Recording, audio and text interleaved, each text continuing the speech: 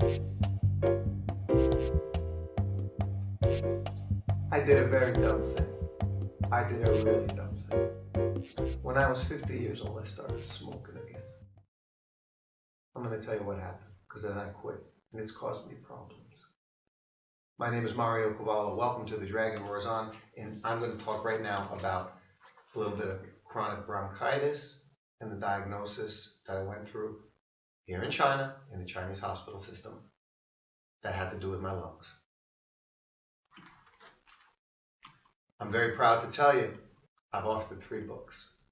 And when I was authoring my first book on China, The Truth of Trillions in a Culture of Cash, all about China's rising middle class and the off-the-books cash economy, I was 50 years old. My company's office was in a nice place, very nice place, the Kerry Hotel out in Huadong, up in the business center. And the people there were very nice to me. And they let me go in the executive lounge, and I'd sit there with my computer, and I'm doing my book. I'm writing my book. In the morning, I'm drinking my coffee. And I'm thinking, I'm like an author in my mind. I'm thinking.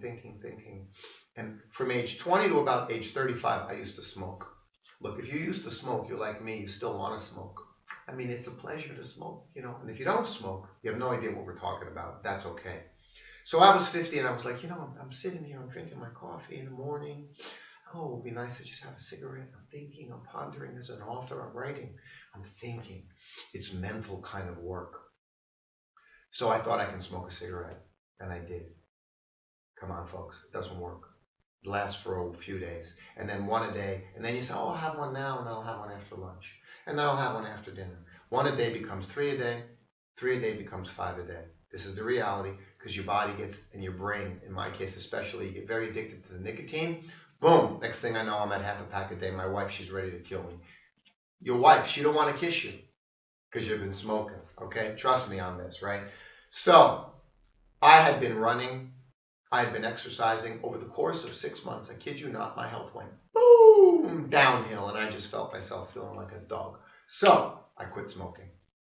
It took me a year to quit smoking, I kid you not. I was slowly weaning off using e-cigarettes, and then even cigars, which you're thinking to me, you're asking, what do you mean cigars?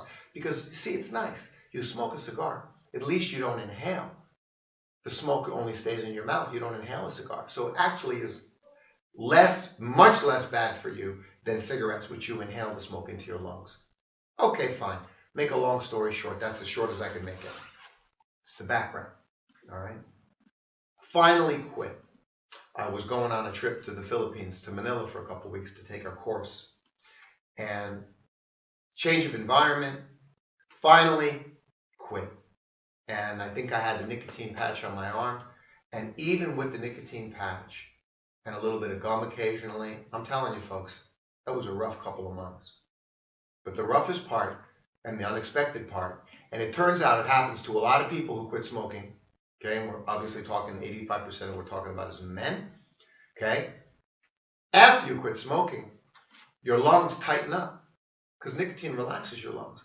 Your lungs tighten up, and you get an adult onset post-smoking asthma response, like an allergic asthma response, and bronchitis, which is that your bronchial tubes, they get all squeezed up. They get squeezed. And it becomes almost permanent. I got to tell you, that first year, it's much better now. I still feel it. I still have. Just took an x-ray 2 months ago, and the x-ray, on the computer x-ray, comes back chronic bronchitis. So the x-rays can see it. Okay, the computers know what the diagnosis is. I have chronic bronchitis. I never had bronchitis in my life. Okay, so this is not good. Well, I had to get all this checked because I couldn't breathe. You can't breathe, you're worried about your heart. So I went back to Huadong Hospital, and again, you go to the hospital in China, you get your own patient book, and the doctor makes notes in the book, and then you keep the book. Back in America, you got to jump through hoops to get your own patient records. Here, your patient records are your patient records. Here's the notes from the doctor. You can see. Written in Chinese, sorry. Okay. So the doctor's very clear. He says, okay, number 1, we got to do a lung CT scan. Number 2, let's do the spherometer test. check your lungs, make sure they're strong. You might have a little emphysema, which if that's the case, you got a big problem. God forbid, or cancer, you got an even bigger problem. Those could be fatal and could kill you. Okay, so that's it, folks. Okay, lung CT. I go to the hospital. The doctor says, yeah. I made the appointment with the lung doctor, the lung specialist. So I did go back and make an appointment. The registration was like $30 to see the lung specialist doctor. He spoke some decent English. He was a very competent, very professional guy over at Huadong Hospital. He says, yeah, we need to do these 2 tests. I said, okay. Lung CT comes back. Here it is. He says, if you quit now, you're okay.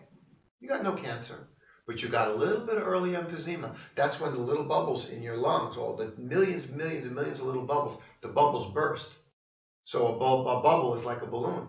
It expands with air and then it collapses. It expands and collapses. Well, if the balloon breaks, it can't absorb air anymore. So your lungs, that's what emphysema is. And if that continues and spreads, you die. It's a very simple thing. Okay? And it can happen slowly over many, many years. He says, you stop now.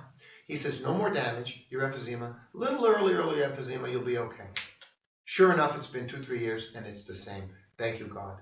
Okay. Second thing was the spirometer test, which confirms you still got 100% lung capacity. This also costs like 300-400 RMB. Folks, I don't know what else to tell you about the story. To me, it's very clear. It's very straightforward. You have a particular problem. You got to go and find out what good doctor for that particular problem to go see, and you pay very reasonable prices to get it checked. To this day, like 3 years later, I still have an enormous regret because I started smoking, and I can feel myself sometimes, the breathing, and I can't catch my breath. What are you going to do? This is not good, you know? It's fantastic that I have access to this direct, clear, specific diagnostic healthcare with a professional right here in China, okay? And very inexpensive without health insurance. That's the story.